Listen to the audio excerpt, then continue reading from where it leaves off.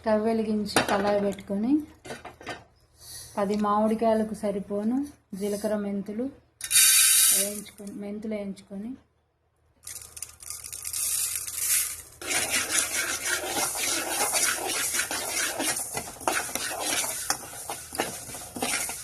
కర్ర దోరగా వేయించుకోవాలి. కొంచెం కలర్ చేంజ్ అయినాయి.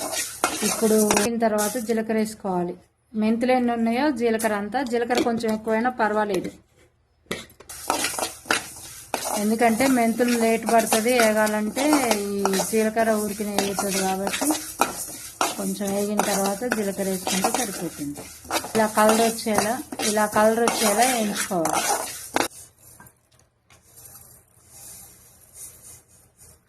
ఇలా వేయించుకొని జీలకర్ర మెంతుల పౌడర్ తయారు చేసుకోవాలి.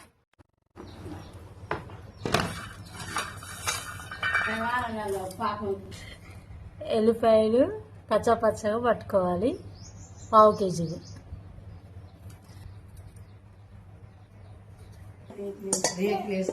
సోలెడు 3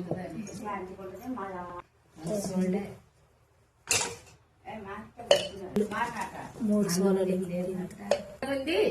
3 వల్ల మామిడి ముక్కలకి అరసోడు కారం,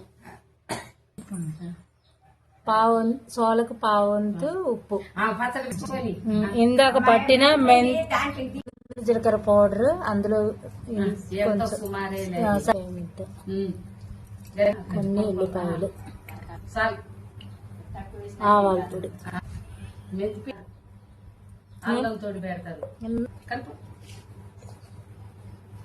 అల్లం పేస్ట్ నూనెలో కొంచెం లైట్గా వేయించాలి, దోరగా వేయించి ఇక అదే పిండి ఆ నూనెలనే ఎంగి పోసి కలపాలి. ఇంకింత పోసి పచ్చిది బాగుండదు. మరి 1/2 కేజీ నూనె. ఇలా కారం కలుపుకున్న తర్వాత ముక్కలు వేసుకోవాలి. వేసుకొని కలపాలి. 150 ఎక్కింది